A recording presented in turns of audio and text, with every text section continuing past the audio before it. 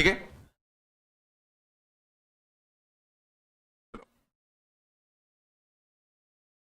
देखना reflection property of parabola. Reflection property of parabola.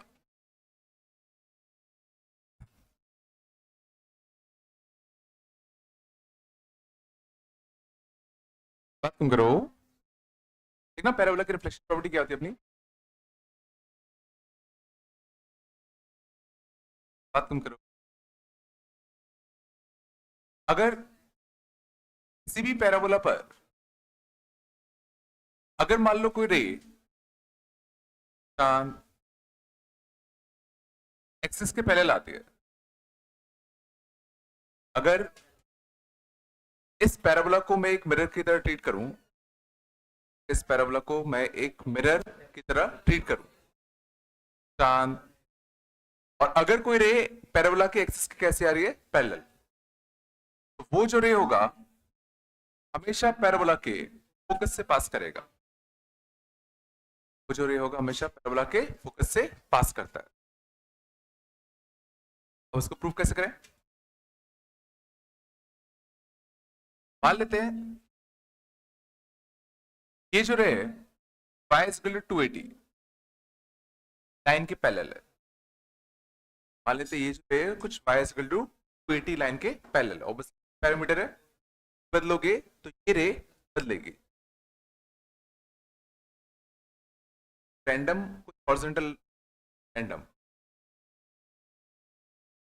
अब मुझे ये प्रूव करना है कि इसका जो रिफ्लेक्टेड रे होगा पास करेगा।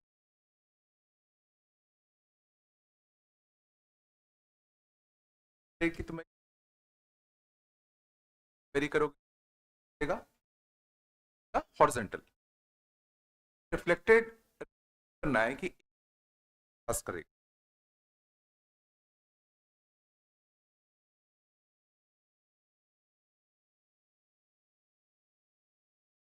क्या करते हैं, देखो सिंपल सी बात है, पहले तो रिफ्लेक्टेड रे की इक्वेशन ऐसे, रिफ्लेक्टेड रे की इक्वेशन यहाँ पे कैसे निकालोगे? हाँ तो टको रिफ्लेक्टेड रे की कैसे निकालोगे? किसी कर्व पर समझ जाओ, पहले तो जरा ये सोचने की कोशिश करो कि कर्व पर बात कम करें कि कर्व पर रिफ्लेक्शन का माने क्या? प्लेन मिरर में तो रिफ्लेक्शन है, प्लेन मिरर में तो हमें रिफ्लेक्शन का कंसेप्ट पता होता है, भाई नॉर्मल होता है तो इंसिडेंट एंगल और रिफ्लेक्टेड एंगल तुम्हारे कैसे होते हैं, सेम। तो कर्व में रिफ्लेक्शन का माने क्या? अरे ना, कर्व में कभी भी अगर तुम्हें रिफ्लेक्शन करा रहा हूं, कभी भी आ जाए कि भाई इस फलाना कर्व से एक आई और यहां चली गई, हमेशा क्या करो, हमें तो सिर्फ प्लेन मिरर का कंसेप्ट, तो हम लोग क्या करते हैं, इस बी पॉइंट पर ये इस कर्व को टकरा रही है, उस पॉइंट पे हम लोग क्या डाल देते हैं, टेंजेंट, और इसको एक प्लेन मिरर की तरह ट्रीट कर। अभी रे कर्व को टकराती है, उस पॉइंट पे जो टेंजेंट होता है, हम वो रिफ्लेक्शन उस प्लेन मिरर के अबाउट, और इस प्लेन मिरर में जो भी कंसेप्ट था एंगल ऑफ,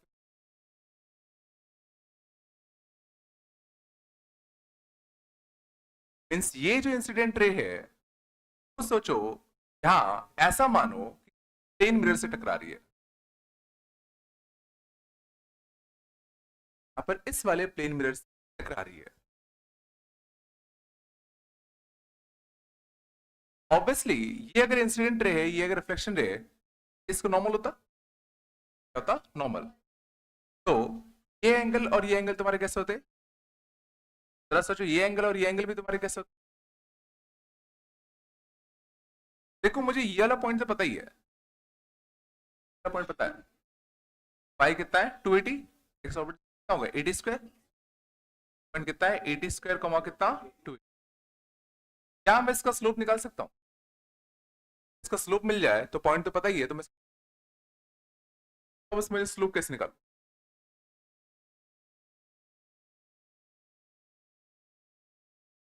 निकाल दोगे तो स्लोप कैसे निकालना है?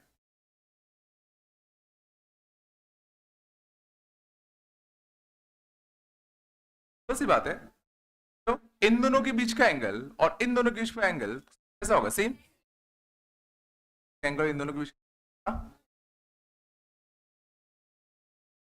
का स्लोप कितना है? जीरो। का स्लोप कितना है? जीरो। का स्लोप कितना है?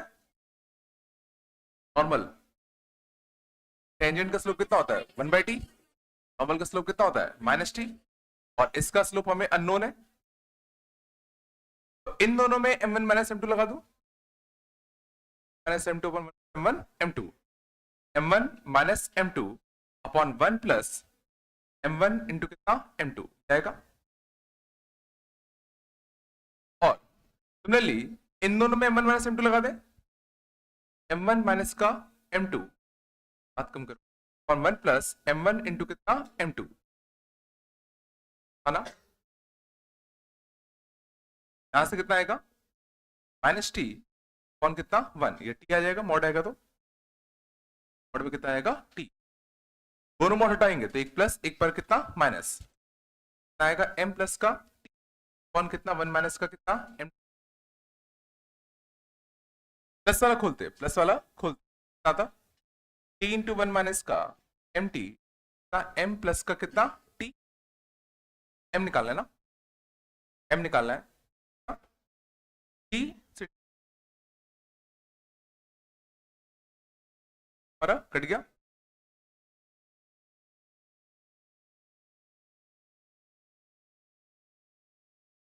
कितना था? -mt² इक्वल टू कितना? m। समझ जाओ, माइनस वाले से खोल ले, माइनस वाले से खोलते, माइनस वाले से खोलते तो कितना था? t इंटू कितना? 1 माइनस का कितना? mt माइनस m माइनस का कितना? t। तो t कितना आएगा? 2t। यहां से mt² और ये m टाइम से कितना? स्क्वायर माइनस का कितना? 1। m की वैल्यू कितना आएगी? कौन कितना? t² माइनस का 1। तो यहां से m इक्वल टू, यहां से m इक्वल, ऑब्वियसली इसका m जीरो तो होगा नहीं, m इक्वल टू जीरो तो इसका था। m कितना आ गया? t अपॉन कितना? t।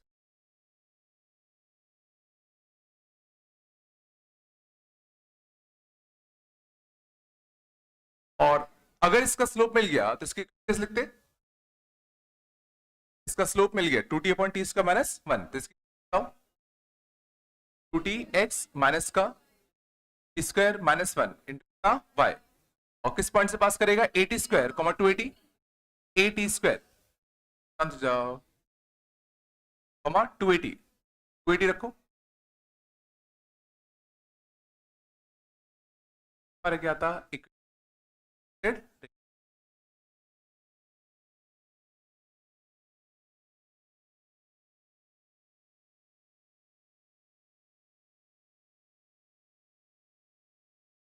और हमें क्या प्रूव करना है? कि इस रे का जो एक्स इंटरसेप्ट होगा वो हमेशा a, 0 होगा। बात कम करो, इस रे का एक्स इंटरसेप्ट निकाल दे, y को 0 छाप दे, y को 0 छाप दे।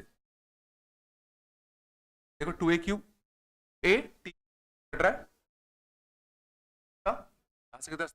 हाँ 2 लिखा है। एक्स इंटरसेप्ट कितना आएगा? तो 0 छापते, 2t इधर जाता, एक्स इंटरसेप्ट कितना आता? a।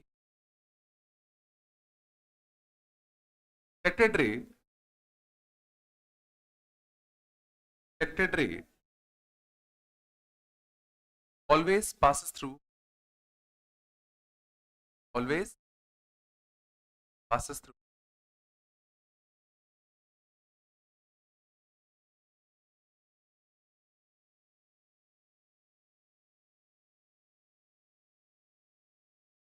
प्रूफ। अभी सन कभी भी पैरेलल रे भेजते, वो रे पैराबोला से टकराने के बाद हमेशा होता है focus।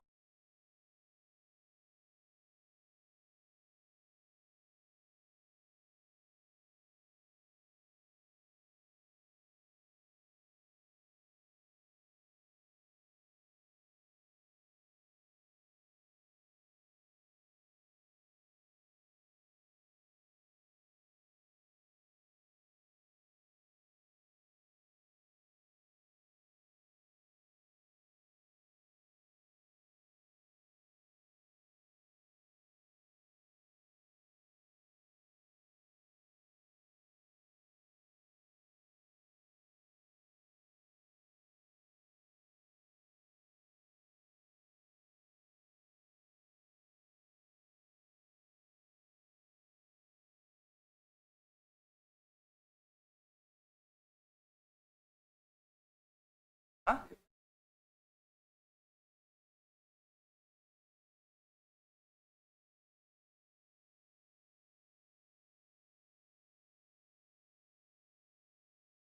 चारों कुर्सी खाली।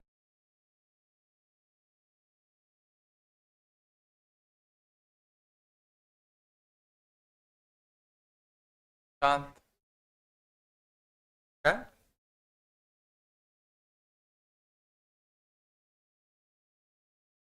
बात कम करो।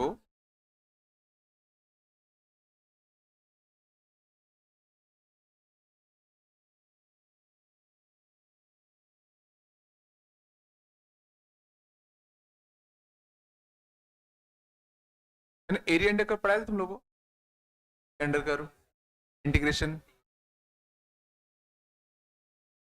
देखते। फाइन।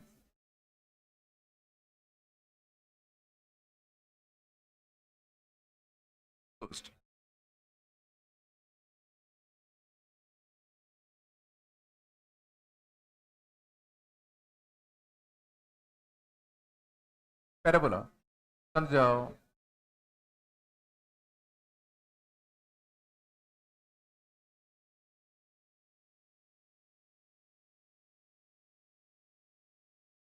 ठीक।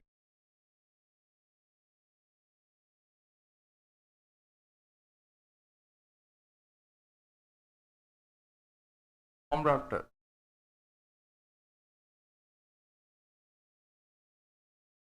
सेक्शन ऑफ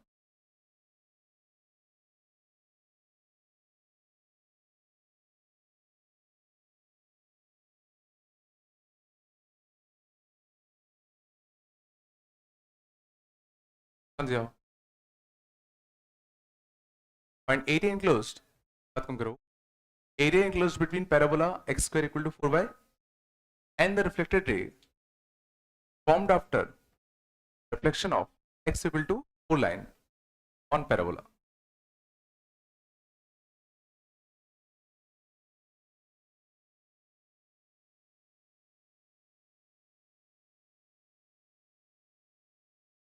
अब उनको एरिया enclosed निकालना है पैराबोला का और रिफ्लेक्टेड रे बीच का। इस बार पैराबोला कौन सा है? x square equal to 4y, vertical वाला होता। Incident ray formed after reflection of this line, तो दिस लाइन मतलब इंसिडेंट रे कैसी है? x इक्वल टू 4, मतलब वर्टिकल लाइन होगी। इंसिडेंट रे तुम्हारी कैसी है? Vertical, x equal to 4। Obviously ये भी पैराबोला है, ये भी रिफ्लेक्शन प्रॉपर्टी को फॉलो करता। रिफ्लेक्शन प्रॉपर्टी क्या कहती है? ये कहां से पास करेगा? तुम्हारा फोकस से। ये तुम्हारी रिफ्लेक्टेड रे लाइन होती। क्या हम इसके कोऑर्डिनेट बता सकते हैं? हाँ, एक्स कोऑर्डिनेट कितना होता? 4। कितना होता? 4। एक्स अगर 4 होता 16/4, तो वाई कोऑर्डिनेट भी कितना होता? 4। क्या इसका हम फोकस बता सकते हैं? तो कमा कितना? 1, 1। क्या हम रिफ्लेक्टेड रे की इक्वेशन निकाल सकते हैं? 4 - 1 3/4, तो स्लोप कितना आ गया? 3/4। 3/4 स्लोप वाली लाइन की शुरुआत के दो टर्म बताओ। x माइनस का 4y 0,1 आती किसकी? रिफ्लेक्टेड रे की। अब हमें चाहिए क्या? area enclosed between parabola and the reflected ray. Area enclosed between the parabola and the reflected ray.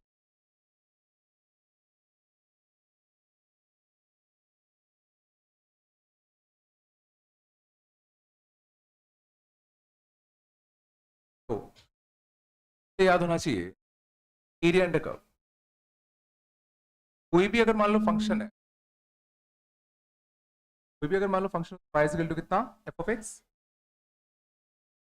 इस फंक्शन ने x एक्सिस के साथ, इस फंक्शन ने x एक्सिस के साथ, बात कम करो, एरिया इंक्लोज करते थे, वो एरिया कितना था, इंटीग्रेशन f ऑफ x का dx, कहां से कहां तक, x equal to a, x equal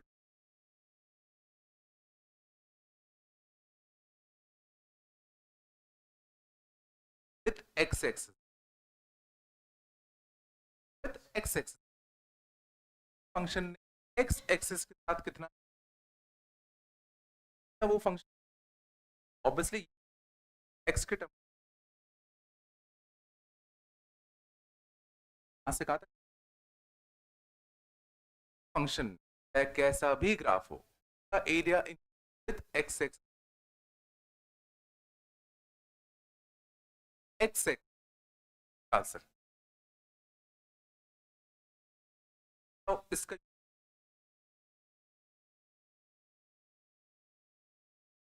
जरा बताओ इंटीग्रेशन हमें कौन सा एरिया मिले, ऑल ये रिफ्लेक्टेड रे होती, अगर सोचो मैं ये वाला एक्स कोऑर्डिनेट निकाल लूं, एक्स कोऑर्डिनेट तो 4 है, 4, क्या मैं ये वाला एक्स कोऑर्डिनेट निकाल सकता हूं, ये वाला एक्स कोऑर्डिनेट कैसे निकालते हैं, रिफ्लेक्टेड रे और इस पैराबोला को सॉल्व कर लें, इक्वल टू तुम्हारा कितना है 4, y के लिए यहां छाप दे, y की वैल्यू यहां छाप दे कितना 4, x का स्क्वायर माइनस का कितना, माइनस का एक रूट कितना आएगा प्लस, एक रूट कितना आएगा माइनस, ऑब्वियसली होगा माइनस का 1। अब बस मुझे इतना बताओ इंटीग्रेशन से कौन सा एरिया मिलेगा, ना अगर मैंने इस फंक्शन का इंटीग्रेशन कौन सा तुम्हारा y एक्स स्क्वायर बाय 4 या y एक्स स्क्वायर बाय 4, इसका इंटीग्रेशन अगर मैं करूंगा dx -1 से लेके कौन सा एरिया देगा, area enclose by this curve with x axis वाला एरिया देगा,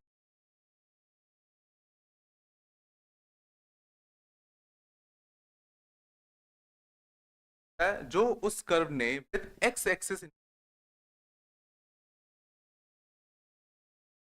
लेकिन अच्छी बात है अगर अपन को ये वाला एरिया भी अगर मिल जाए, ये कौन सा एरिया, ये वाला, क्या करेंगे इस ट्रेपेजियम में से, ट्रेपेजियम में से ये वाला एरिया माइनस कर सकते हैं, तो इसका इंडिकेशन आएगा 4, एक्स स्क्वायर का इंडिकेशन कितना आएगा, कितना 3 -1 से 4 बाय 4 बाय 12 60 माइनस ऑफ कितना, माइनस का 1, ये कितना आएगा 60 by 12, area of trapezium, trapezium याद है, ये हाइट तुम्हारी कितनी आई थी 4, ये हाइट -1 पर -1 रखो, y कितना आएगा 1 बाय 4 बाय 4, एरिया ट्रेपेजियम कितना होता है, average of parallel side, average of parallel side plus 1 by 4, average into height, height कितनी आएगी 5 5, average of parallel sides height है ना,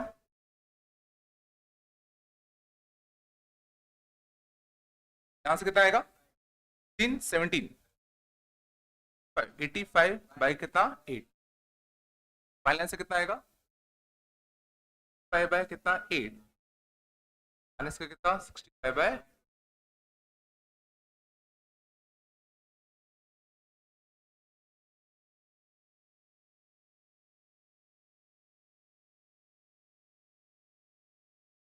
लॉजिक हमेशा किससे पास करेगा चल एरिया चाहिए था तो इंटीग्रेशन एरिया मिलता है वो कौन सा मिलता है इनक्लोज्ड विद एक्स एक्स चल एरिया निकाला एरिया निकालने के लिए इस ट्रेपेजियम में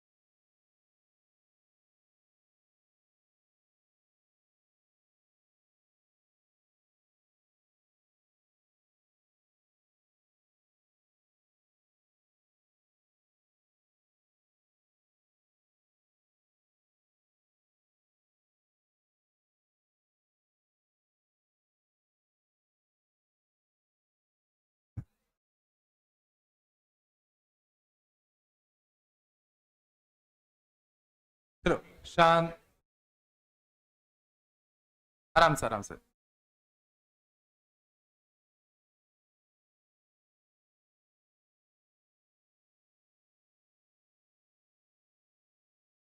आगे लिखना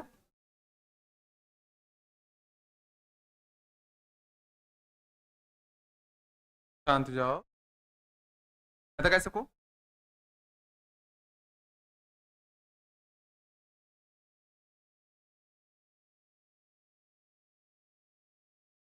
तो ना पैराबोला में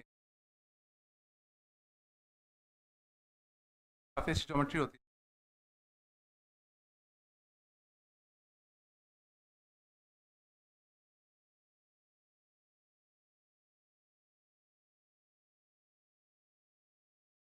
तो करना बात कम करो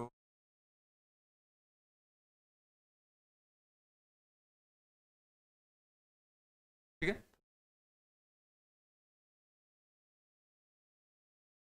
मान लो अगर ये कोई भी पॉइंट पी होता पॉइंट कितना P, और इस पॉइंट पर अगर हम टेंजेंट डाल दें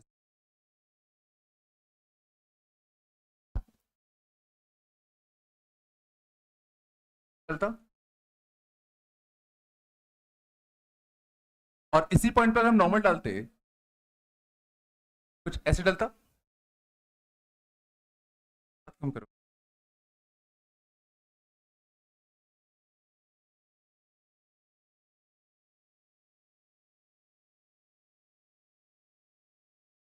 पॉइंट पी है इस पर हमने टेंजेंट डाला एक्स को कहाँ कट किया पे इस पे हमने नॉर्मल डाला तो उसने एक्स एक्सिस को कहाँ कट किया, सी का फुट ऑन एक्स एक्सिस, ना लेंथ ऑफ टेंजेंट और tangent Pn is called length of normal और length of normal, बात कम करो, Pm is called length of subtangent, Tm called length of subtangent, Mn is called length of subnormal.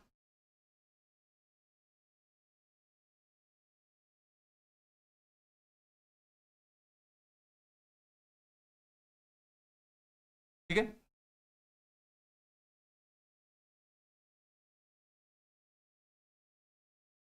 किसी भी curve पर किसी भी पॉइंट पर अगर टेंजेंट डालोगे और एक क्या डालते, normal, length of tangent normal, tangent ये लेंथ ऑफ सब नॉर्मल, बात कम करो,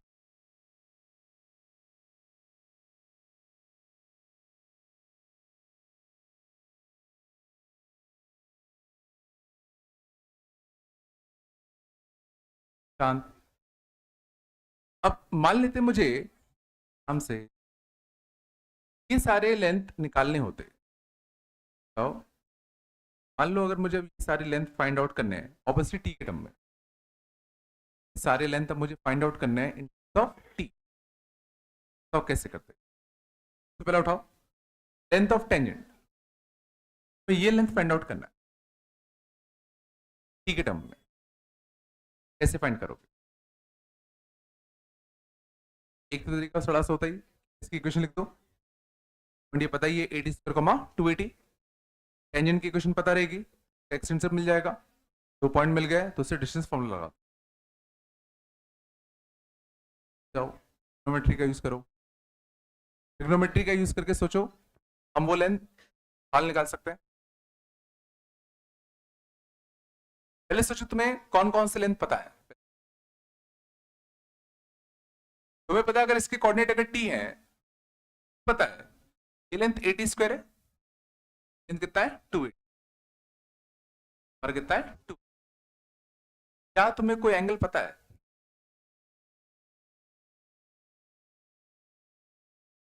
अलावा और कोई एंगल तुम्हें पता है, टेंजेंट का स्लोप क्या हमें पता होता है, टेंजेंट का स्लोप है टी, क्या टेंजेंट का स्लोप क्या होता है, और टेंजेंट का स्लोप ही क्या होता है tan थीटा, इस वाले होता tan थीटा की वैल्यू पता है कितना 1/t, समझ गए, और tan थीटा अगर 1/t है ट्रायंगल से, tan थीटा कितना 1/t कितना आएगा, अंडर रूट ऑफ कितना 1 प्लस का t,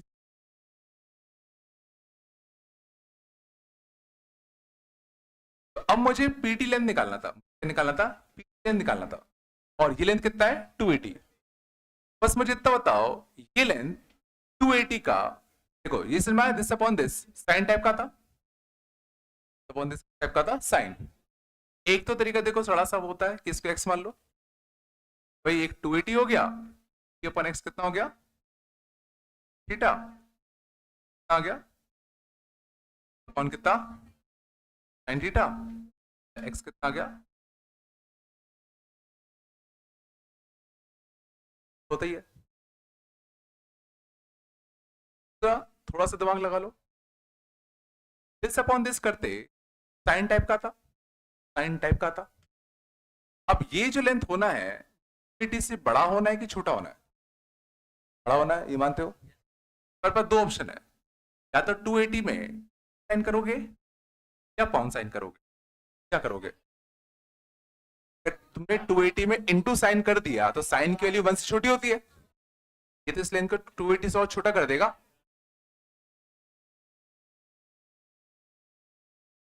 ऐसे सोचा, ये लेंथ पक्का 280 से कैसे आना है, बड़ा, पक्का अपॉन में साइन होगा। क्या ये तो पीटी लेंथ क्या गया, 280 का कितना, कोसेक थीटा। कोसेक थीटा ला सकते हैं, यहां से कितना आएगा 80,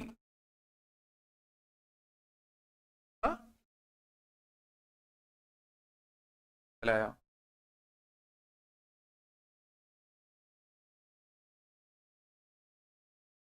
हमने ट्रिग्नोमेट्री की वजह से ये लेंथ पता था, क्या पता था। अब बस मुझे बताओ लेंथ ऑफ नॉर्मल कैसे निकालेंगे।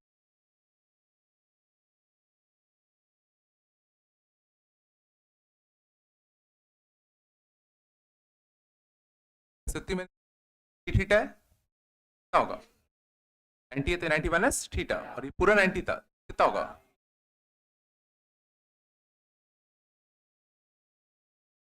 वापस से दिस अपॉन दिस करते, कॉस टाइप का था। अब ये बेस का काम कर रहा है और ये किसका काम कर रहा है, hypotenuse. This upon this cos type का था।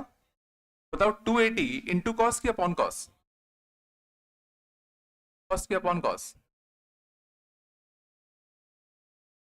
ये लेंथ इस लेंथ से बड़ा है कि छोटा है, बड़ा है ना, तो इंटू कॉस करो, कॉस के लिए क्या होती है -1 से 1 के बीच में, 280 में 1 से छोटे को मल्टीप्लाई करोगे, बढ़ेगा कि छोटा होगा, हो जाएगा ना।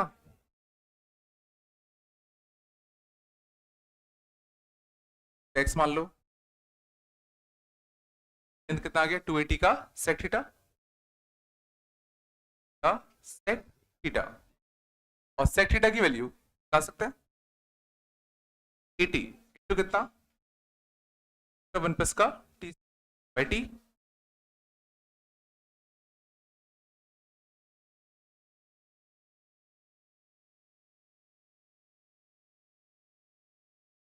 रखने, ज्योमेट्री याद रखनी है, हम सारे लेंथ इस लेंथ और थीटा की मदद से निकाल सकते।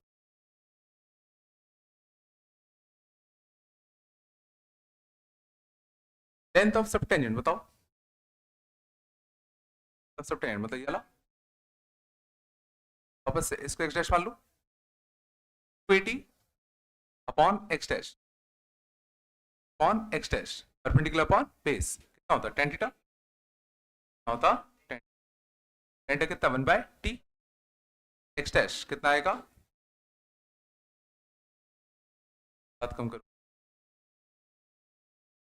पे,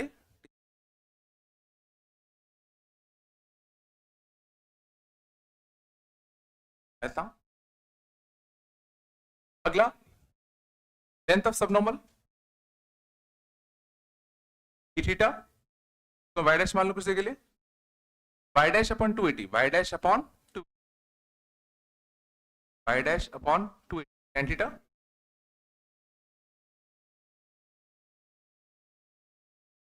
वाई डैश के लिए तुम्हारी कितनी आ गई,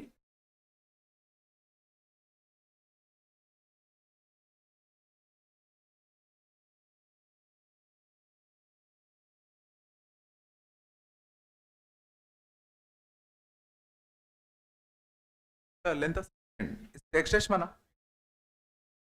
280 upon x dash perpendicular upon base, आ गया tan थीटा, tan थीटा कितना था 180,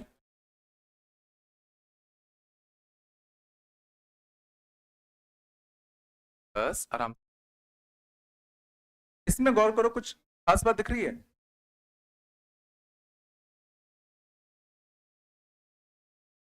हम निकाल क्या रहे हैं पता है तुम्हें, हम लोग किसी भी रैंडम पॉइंट टी, हम लोग किसी भी रैंडम पैरामीट्रिक पॉइंट टी पर लेंथ ऑफ टेंजेंट, सब टेंजेंट, नॉर्मल, सब नॉर्मल निकाल रहे हैं।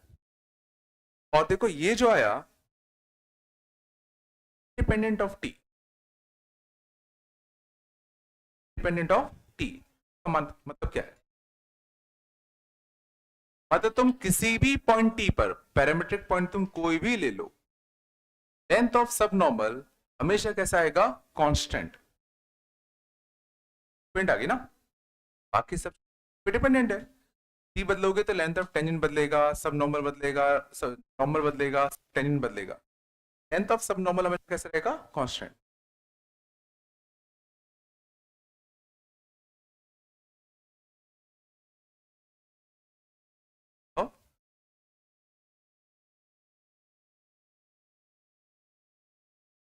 कांस्टेंट।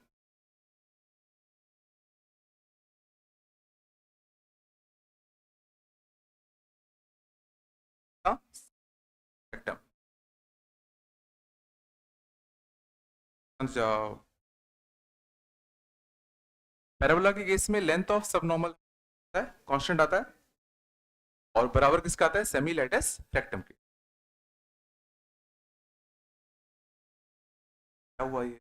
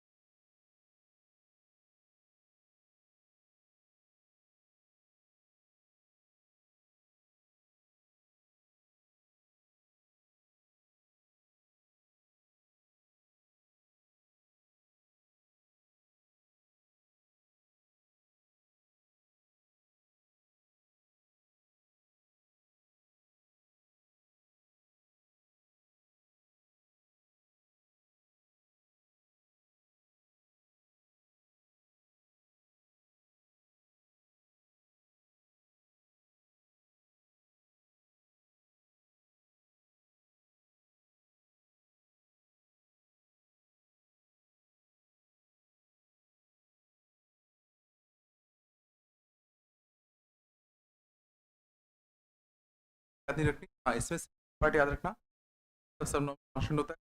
और इसके अलावा बस तुम्हें ये समझ में आनी चाहिए, tan थीटा तो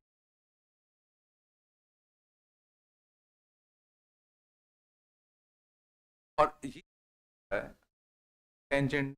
टेंजेंट हर 2 डिग्री,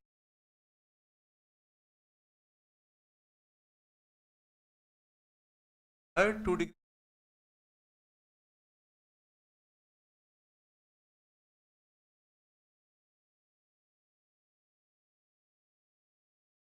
मान लो कोई भी रैंडम कर्व होता है, इस पर अगर मैं कोई भी पॉइंट अगर ले लूं,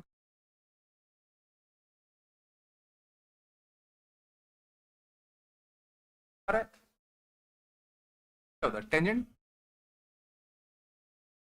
नॉर्मल, टेंजेंट नॉर्मल, यहां से एक्स एक्सिस पर तो परपेंडिकुलर क्या होता?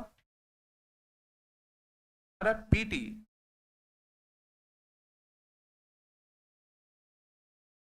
तो टेंजेंट।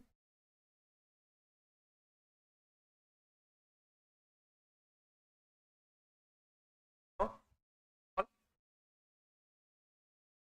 टीएम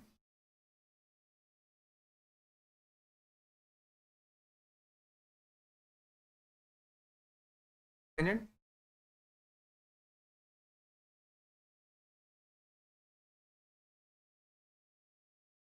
तो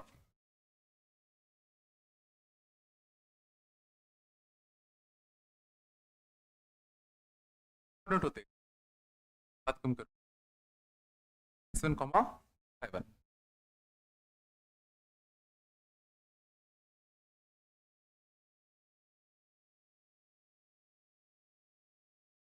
मान दो छाप लेना, मान लो अगर मैं तुम्हें कोई भी random function y is equal to e to power x होता, y is equal to e power x होता, मैंने तुम्हें एक पॉइंट दे दिया x1 कमा y1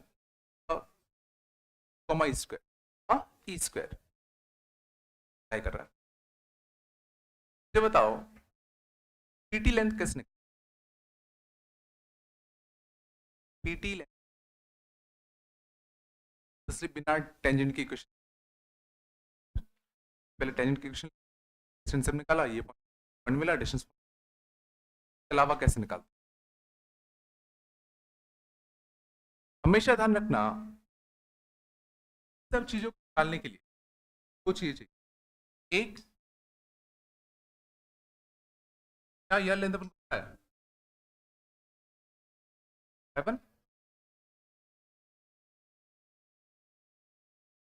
हाँ थीटा 10 क्या होगा, क्या होगा टेंजेंट का स्लोप, हाँ स्लोप, टेंजेंट का स्लोप x1 y1 पे कुछ पता, x1 y1 पर टेंजेंट का है x1 क्या लिख सकता हूँ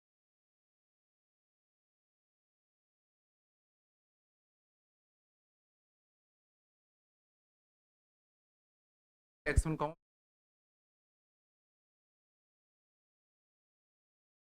अब जरा देखो, अगर ये F dash x tan theta आएगा, हाँ 1 आएगा, हाँ तो लेंथ ऑफ टेंजेंट कितना y1 का अपॉन है आएगा एफ डैश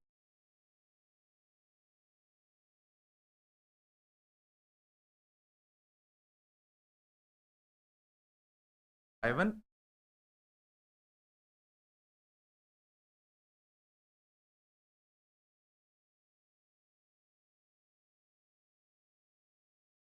लिखो बताओ,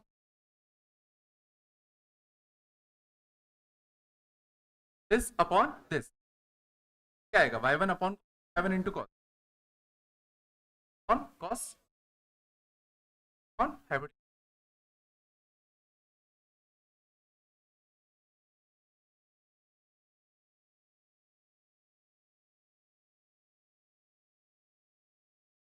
लेंथ ऑफ टेंजेंट क्या आएगा 1 cot theta theta cot theta आएगा लेंथ ऑफ सब नॉर्मल क्या आएगा y1 into tan theta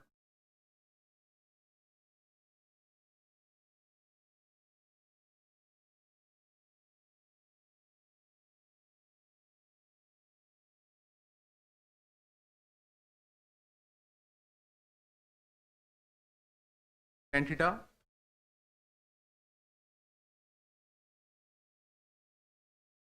angle बनाया टेन कॉस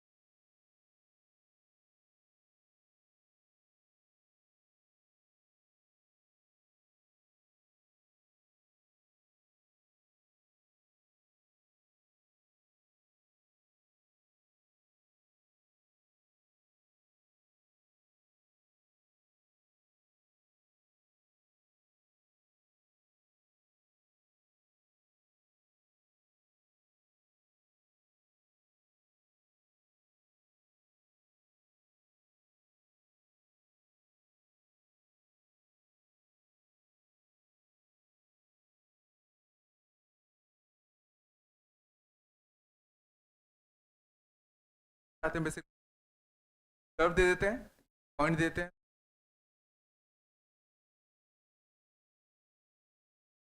लाना चाहिए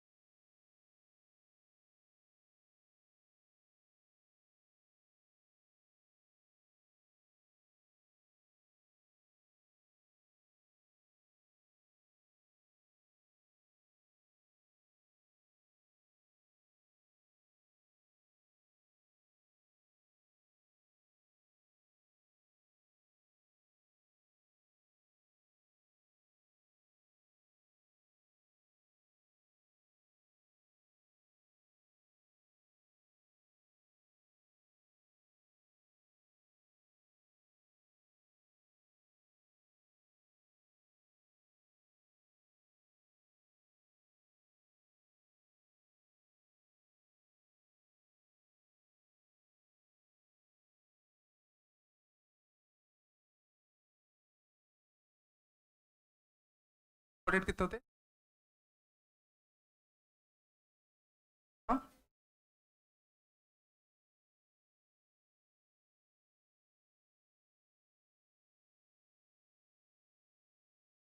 क्या तुम इसके कोऑर्डिनेट बता सकते?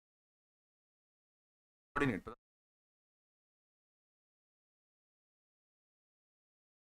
टेंजेंट की equation at any parametric point t, tangent at parametric point t कितना था?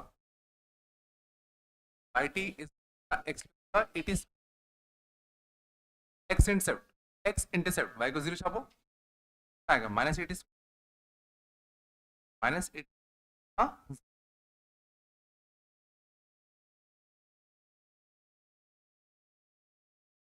क्या हम इसके कोऑर्डिनेट बता सकते? नॉर्मल की equation at any parametric point y plus plus eight,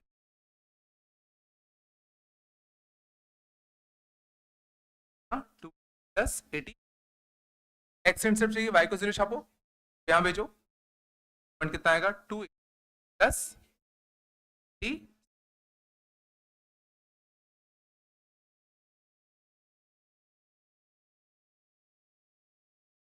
करना। क्या तुम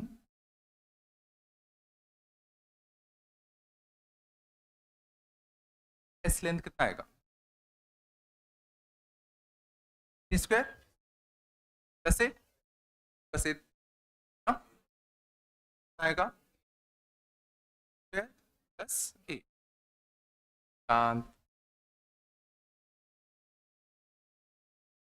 क्या तुम एस एन लेंथ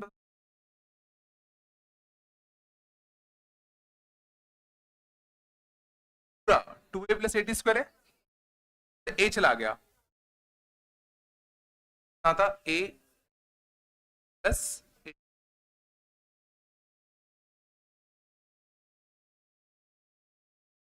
क्या हम इस लेंथ पॉइंट का फोकस लेंथ, पॉइंट का फोकस वही तो आता था जो डायरेक्ट आता था, ए प्लस का एटी आएगा, ए का एटी। अच्छा देख,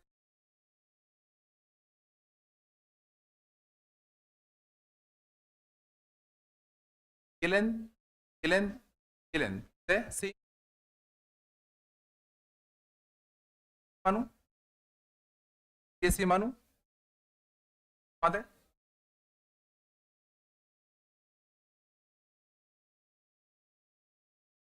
क्या माना इसको? क्या माना? रेडियस। माते तीनों पॉइंट से पास करता,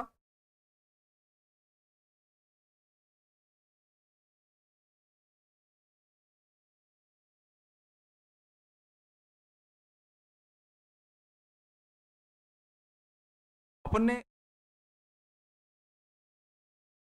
foot of perpendicular from focus any tangent,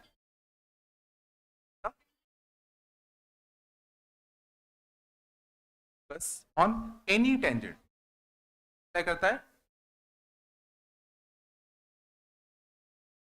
और सोचो ऐसा भी चाहिए था, क्या होगा?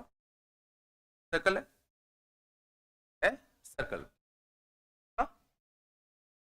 का सेंटर, सर्कल का कॉर्ड, सेंटर से अगर तुम कॉर्ड पर परपेंडिकुलर ड्रॉप करते हो, क्या करता है?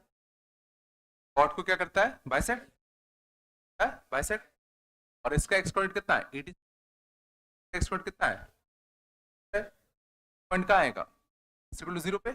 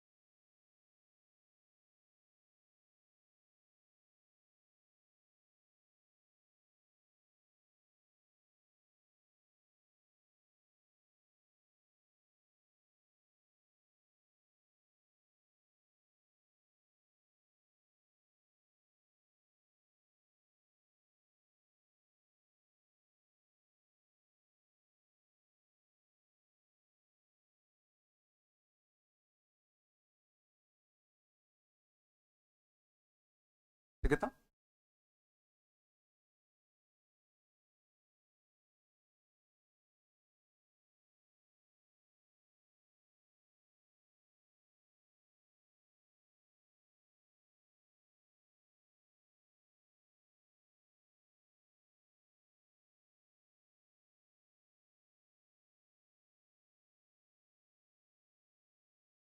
अगले के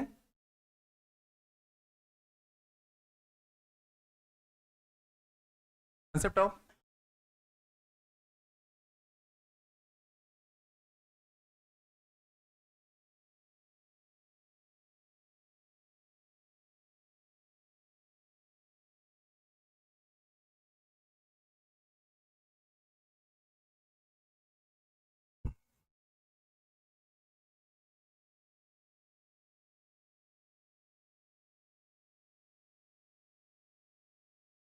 ठीक है।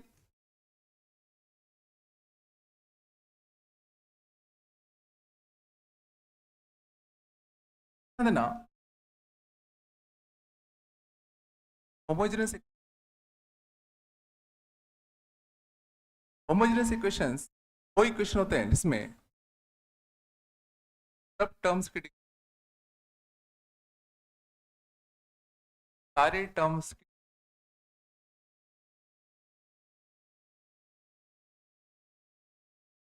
ठीक है। किसी भी एक्सप्रेशन में अगर सारे टर्म्स, उस इक्वेशन को हम लोग क्या नाम देते हैं? एग्जाम्पल के तौर पे x+3y इक्वल टू कितना? 0। ध्यान देगा दो टर्म है, पहला टर्म काउंट नहीं करता, टर्म की डिग्री 1, टर्म की डिग्री 1, जितने भी टर्म्स है सबकी डिग्री सेम है, नाम देंगे इसका स्क्वायर माइनस का 5y स्क्वायर इक्वल टू क्या ये होमोजेनियस? एक्स स्क्वायर की डिग्री कितनी है? 2, वाई स्क्वायर की डिग्री कितनी है? 2। डिग्री निकालते कैसे हैं? जितने भी वेरिएबल्स मल्टीप्लाई में, जितने भी वेरिएबल्स हो मल्टीप्लाई में, उन सब पावर को जोड़ दो। यहाँ पे कितने वेरिएबल्स हैं? 2, इस पे पावर 1, इस पे पावर 1, तो नेट पावर कितनी होगी? डिग्री कितनी है? 2 है। अगर मैं लिखता x square into y, x square into y, अगर मैं लिखूं 3x³ plus y square, plus में ऐड नहीं होता तो इसकी हाईएस्ट डिग्री कितनी हो जाएगी? t है। इसकी भी डिग्री 2, इसकी डिग्री 2, इसकी डिग्री 2, हमारा एक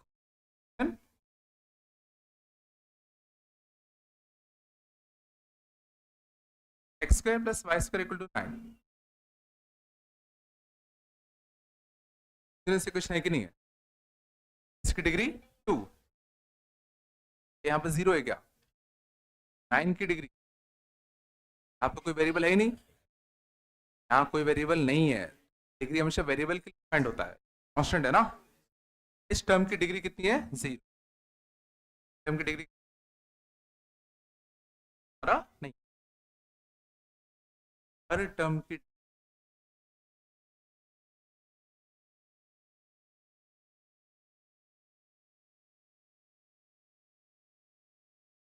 बस मेरा कंसेप्ट ऑफ, बस बात कम करो। इसमें हम लोग क्या करते हैं?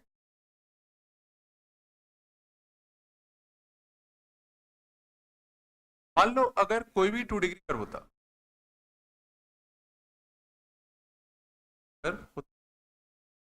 Let's suppose s equal to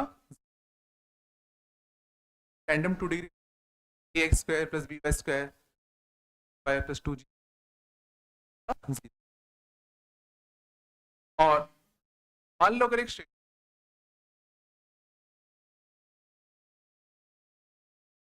straight line है y इक्वल टू mx का c, स्ट्रेट लाइन ने इस 2 डिग्री कर्व को 2 पॉइंट पे कट किया,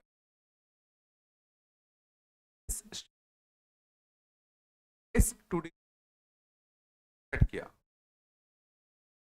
अब इन दोनों पॉइंट को अगर मैं ओरिजिन से ज्वाइन कर दूं तो ये जो पेयर ऑफ स्ट्रेट लाइन आएगा, करेक्ट, तो पेयर ऑफ स्ट्रेट लाइन आएगा, इसकी इक्वेशन हम निकाल सकते हैं।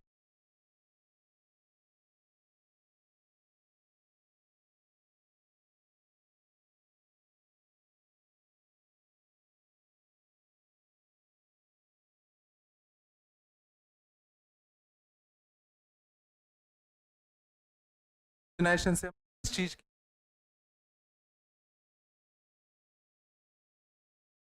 कोई भी 2 डिग्री कर्व हो, कोई भी स्ट्रेट लाइन है जो 2 डिग्री कर्व को कट कर रहा हो, आप तुम करो 2 पॉइंट पे कट करता।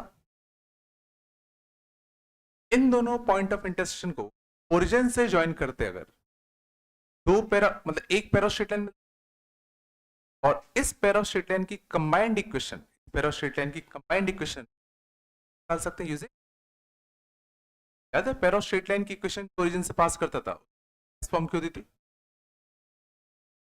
पैरा स्ट्रेट लाइन में पढ़ा, पैरा स्ट्रेट लाइन इक्वेशन जो ओरिजिन से पास करता था, याद करो, x square plus h x y equal to कितना, 0।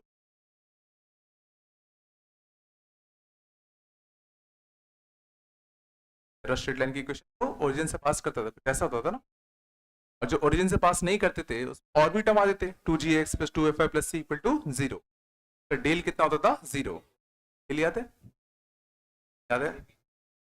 abc plus 2fgh minus af square minus bg square minus ch square equal to कितना, 0।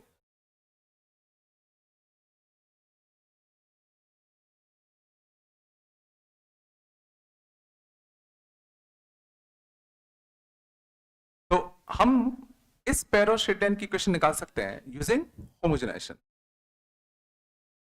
अब क्वेश्चन उठता है कैसे निकालें और करना। ये जो 2 डिग्री कर्व था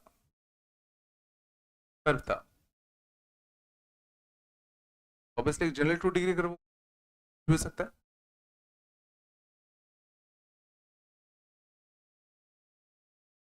अपना हम इस 2 डिग्री कर्व में हर टर्म डिग्री सेम बनाएंगे। शांत जाओ। होमोजेनाइजेशन हम लोग करते क्या है, जो भी तुम्हारा 2 डिग्री का उसमें हर टर्म डिग्री को सेम बना दो। पहले तो देखो इस टर्म की डिग्री कितनी है, टर्म की डिग्री कितनी है, इसी कितनी है, 1। इन सब की डिग्री कितनी थी, 2। इसकी भी डिग्री हम लोग 2 बनाएंगे, डिग्री अभी कितनी है, 1। हमें क्या बनाना है, इसको 2। इसकी डिग्री कितनी है, 0। इसको क्या बनाना है, 2। और वो कैसे बनाएंगे, तो उसको बनाने के लिए हम लोग क्या करते हैं, देखो जो पहले से ही 2 डिग्री हो रखा है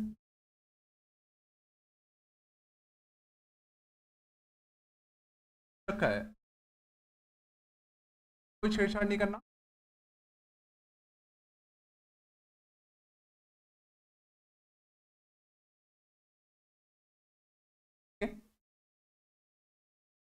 इस टर्म की डिग्री 1 है ना, इस टर्म की डिग्री कितनी है, 1। इसमें मल्टीप्लाई करेंगे 1 का, इस टर्म की डिग्री 1 है, इसमें मल्टीप्लाई 1 का, और जिसकी डिग्री 0 है 1 स्क्वायर का। अब भाई 1 का मल्टीप्लाई करने से डिग्री कैसे बढ़ जाएगा, और 1 की वैल्यू है देना हम इस स्ट्रेट लाइन से उठाते, y equal to mx plus c है, y minus mx equal to कितना, c। तो नीचे भेज दूं,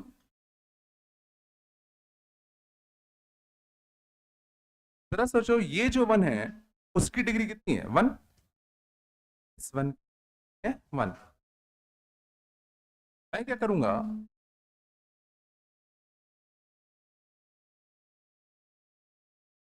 एक्स वाई प्लस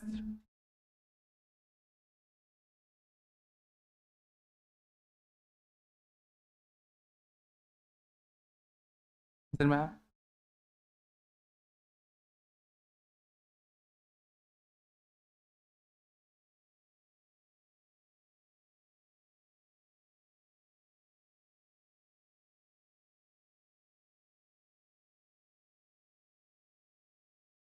वन के लिए हम कहाँ से निकाल ली? हाँ, यहाँ हर टर्म की 2 square 2 y square 2 y into x y square x. Finally equation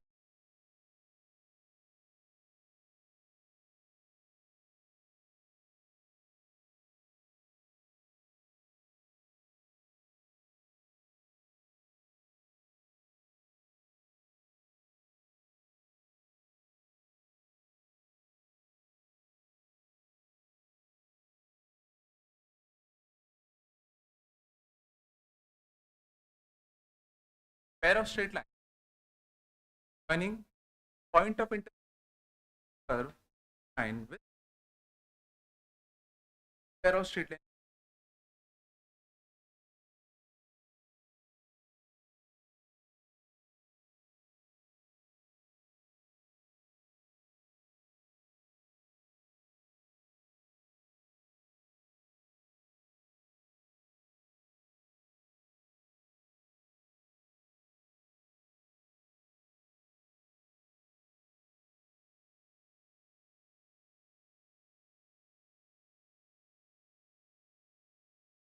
डालते हैं पेयर ऑफ स्ट्रेट लाइन की ओरिजिन को और इनके कनेक्ट कर रहे हैं।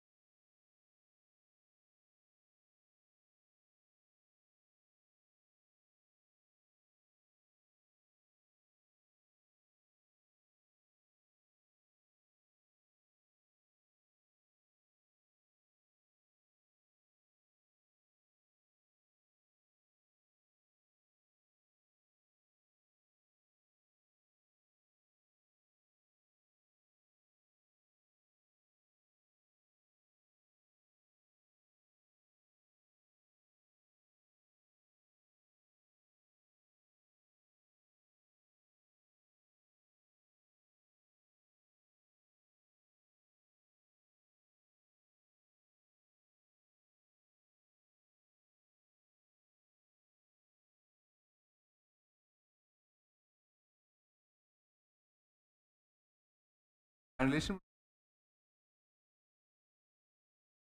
That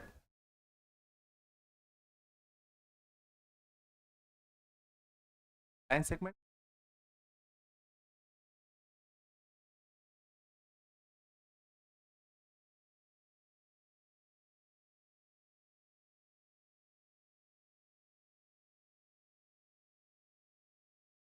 bye any by square equal to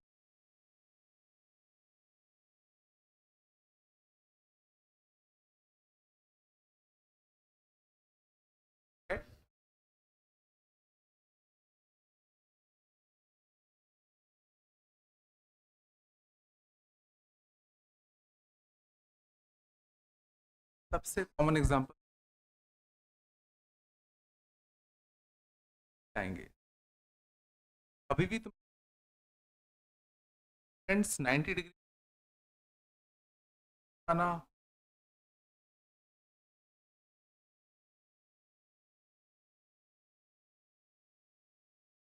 क्या दिख रहा है? फलाना कर्व है, एक लाइन ने उसको काटा और उस डिग्री ओरिजिन पर सबटेंड किया। समझ जाना वो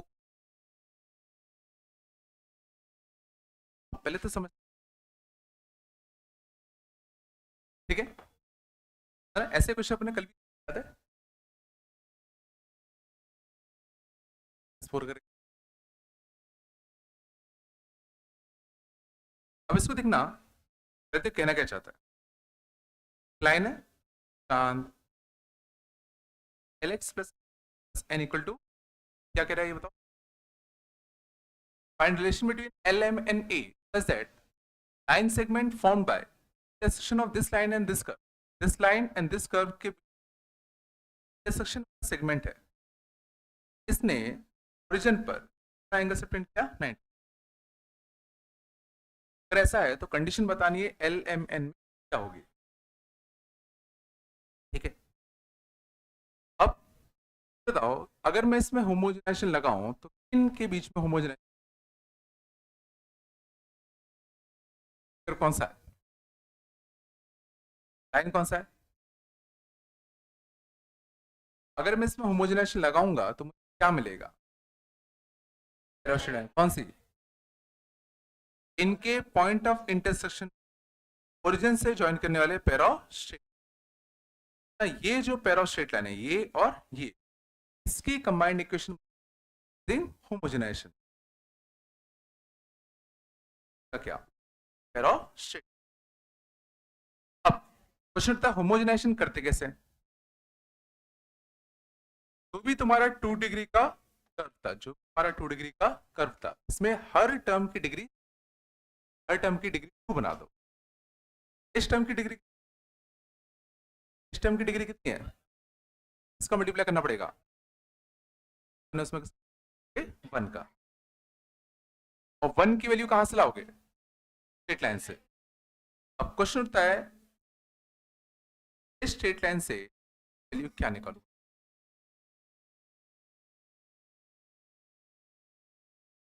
क्या ऐसा कर दूं? Lx plus my plus n, दोनों साइड एक प्लस n कर दूं?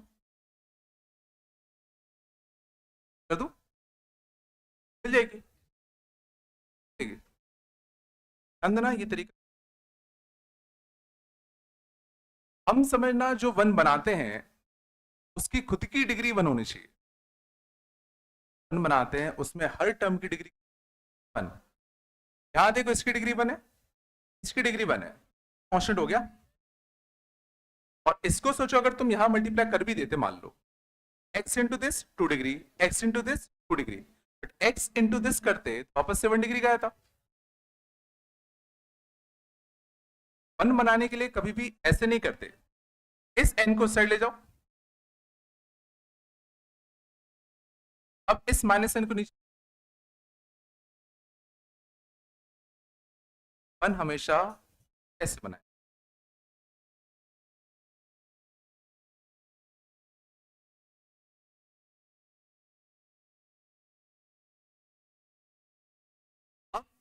इसको होमोजेनाइज करते हैं ना, होमोजेनाइज करते। देखो ये तो पहले से 2 डिग्री का, बात कम करो तो पहले एक बार, और 1 का मल्टीप्लाई करते तो कितना था? Lx plus my। माइनस का n। तुम्हें किसी इक्वेशन मिल जाती arrow,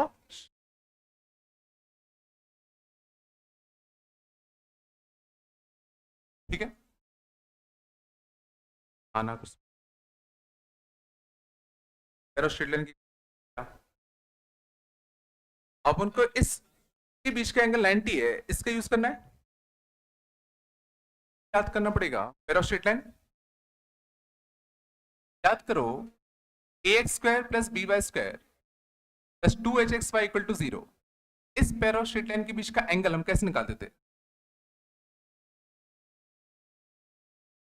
twice of x square minus का कितना ए बी अपॉन कितना ए प्लस का बी। याद है ये जो पैरा स्ट्रेट लाइन आती थी उसके बीच का टेन थीटा हम ऐसे निकालते थे। बात कम करो। और अगर इनके बीच का एंगल 90 होता था तो क्या होता था? अगर थीटा तुम्हारा क्या होता था 90, क्या था ए प्लस बी क्या होता था 0। और ए और बी क्या थे? Coefficient of x square plus coefficient of y square, sum कितना आना चाहिए था 0। अगर लाइंस के बीच में एंगल कितना है 90, तो coefficient of x square plus coefficient of y square का सम पक्का कितना आना चाहिए 0। मींस ये जो तुम्हारा पैरा स्ट्रेट लाइन मिला, अगर इसमें थीटा कितना है 90, if थीटा कितना है 90, मैं कह सकता हूं कि coefficient of x square plus coefficient of y square पक्का 0 रहा होगा।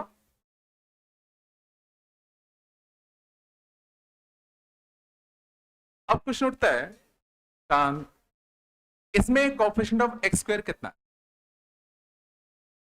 जरा देखो एक्स स्क्वायर कहां से मिलेगा? जब इसका मल्टीप्लाई इससे होता कितना आता 4al बाय माइनस एन, और उसको इस साइड लाते ना, इस साइड लाते तो कितना आता 4al अपॉन कितना n, क्या था coefficient of x square plus coefficient of y square. देखो यहां से एक्स स्क्वायर मिलता, वाई स्क्वायर से यहीं से मिलता,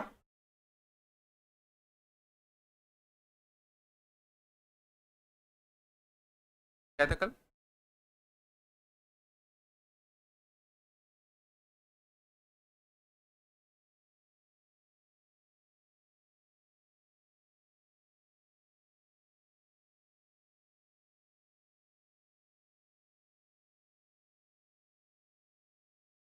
सबसे पहले तो ये पैरा स्ट्रेट लाइन की इक्वेशन निकाली टेंशन से, और ये हमें पता है कि अगर पैरा स्ट्रेट लाइन के बीच में एंगल कितना होता है 90, ज्यादा पैरा स्ट्रेट लाइन में ये बहुत आता है ए प्लस बी 0 का। अगर पैरा स्ट्रेट लाइन के बीच में एंगल कितना है 90, तो क्या coefficient of x square plus coefficient of y square क्या कर देना 0।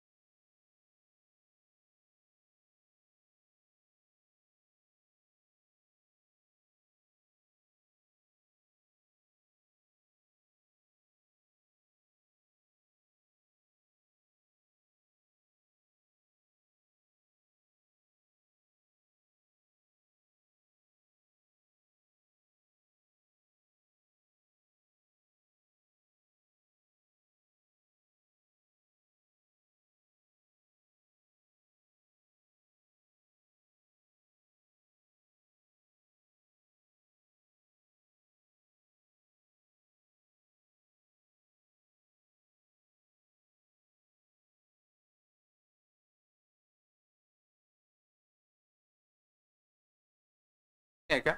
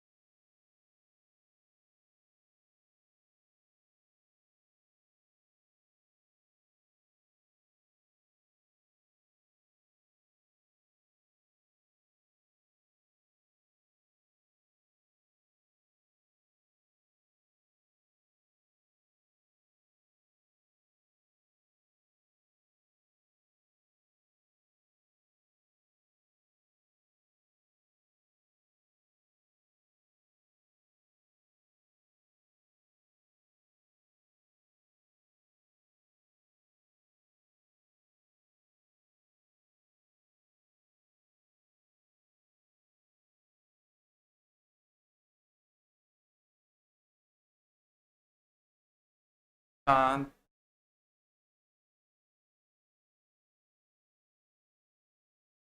बेटा तू ना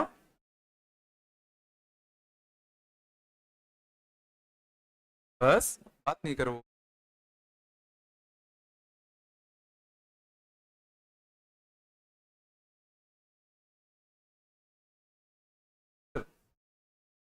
क्वेश्चन करना, बात क्यों करो।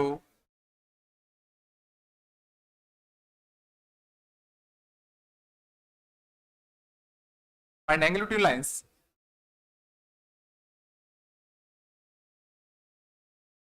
कौन बाय, बात क्यों करो।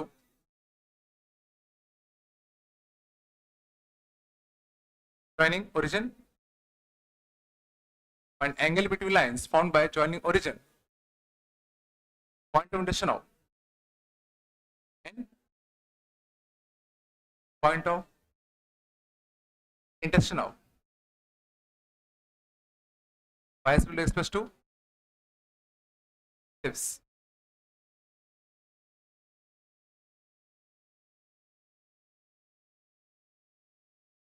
बात कम करो।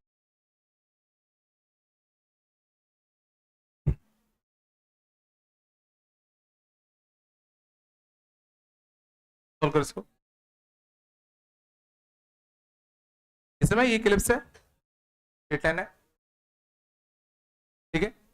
तो इस एलिप्स और इस स्ट्रेट लाइन के जो पॉइंट ऑफ इंटरसेक्शन है, उनको ओरिजिन से ज्वाइन करने वाले जो लाइंस होंगे उनके बीच का हमें एंगल फाइंड करना है। कैसे करते, कैसे करते। एलिप्स से, वर्टिकल एलिप्स से, है ना, स्ट्रेट लाइन था, इसके पॉइंट ऑफ इंटरसेक्शन को ओरिजिन से ज्वाइन करने वाले लाइंस के बीच का हमें क्या चाहिए था, एंगल। कैसे करोगे, सीधा होमोजेनाइजेशन से सोचो हम इस पेयर ऑफ स्ट्रेट लाइन की क्वेश्चन लिख सकते हैं। से हमें कौन से पेयर ऑफ स्ट्रेट लाइन मिलते हैं जो पॉइंट ऑफ इंटरसेक्शन को ओरिजिन से ज्वाइन करें, और एक बार हमें सोचो पेयर ऑफ स्ट्रेट लाइन की क्वेश्चन मिल गई तो उनके बीच का एंगल हम निकाल सकते हैं। चलो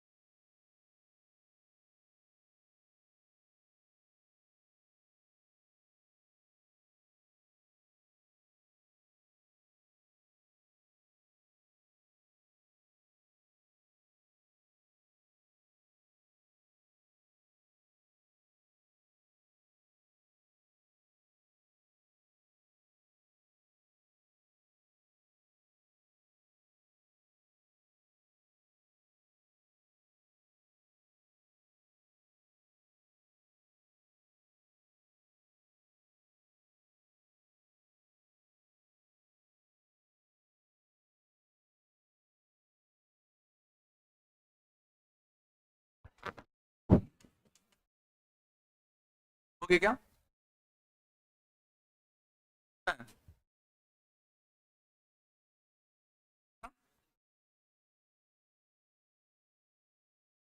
14 क्या होता है? टेन थीटा 45 आया या टेन इनवर्स 45 आया, कुछ ऐसा होगा ना। चलो तो इन दोनों को होमोजेनाइज कर दें, बात कम करो। X square by 9 plus y square by 16 ध्यान दो। इस वाले टर्म की डिग्री कितनी है? 2। इसकी डिग्री कितनी है? 2। इसकी डिग्री कितनी है? 1। इसे 1 स्क्वायर का मल्टीप्लाई करना पड़ेगा, इसमें किसका मल्टीप्लाई करना पड़ेगा? 1 स्क्वायर। और 1 की वैल्यू यहां से निकालते, y minus x equal to कितना? 2। y minus x by 2 equal 1। 1 के लिए किस निकाला? छापते समझ जाओ।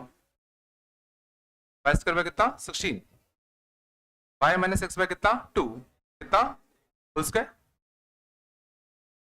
तो y square by 4 plus x square by 4 minus का कितना? एक्स स्क्वायर बाय कितना? 2। तो एक्स स्क्वायर का क्वेश्चन कितना था? 1/9 माइनस 1/4 बाय 9 माइनस का 1/4। y स्क्वायर का क्वेश्चन कितना था? बाय 16 माइनस का 1/4 और plus x y by 2 plus x y by 2 किया था, कितना आएगा? 4 माइनस 9 माइनस का 5/36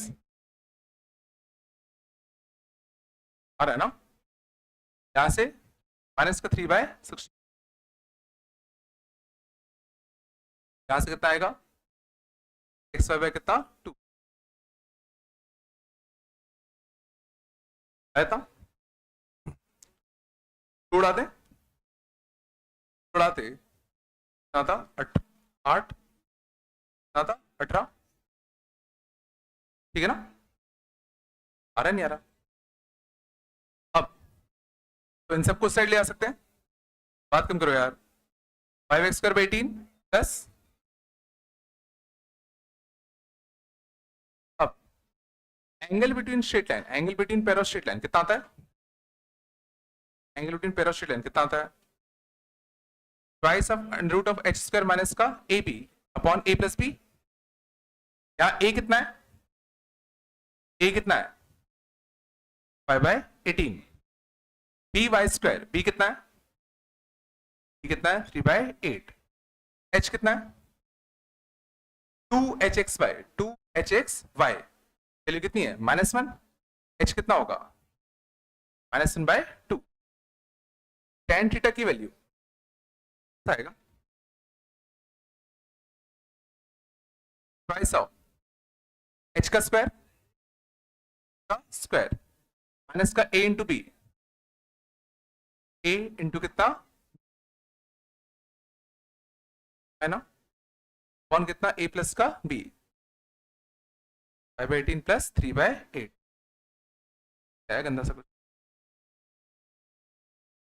अच्छा कैसे आ गया?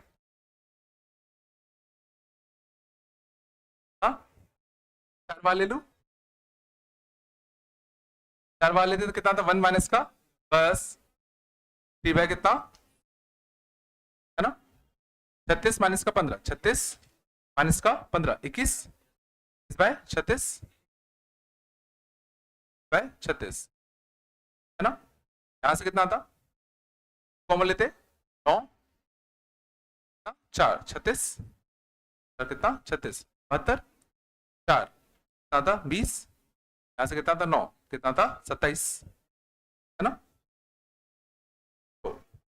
रूट ऑफ कितना? 21 बाय कितना? 6 47 बाय 2 36 कैसे 6 निपटता?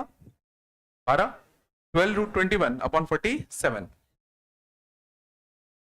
tan inverse of 12 root 21 upon कितना? 40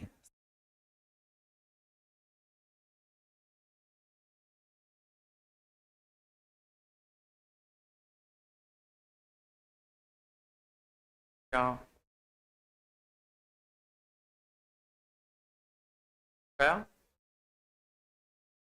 बात कम करो।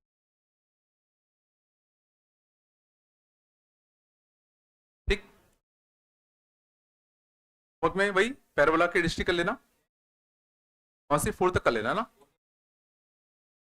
4 तक मैं अगली क्लास में डिस्कस करूंगा ना, 4 तक 7 5 कर लेंगे ना, चलोगे ना?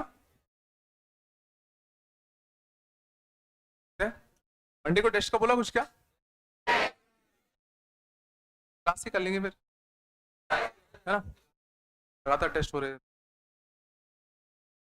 ठीक है, अगले हफ्ते टेस्ट कर लेते फिर, है ना?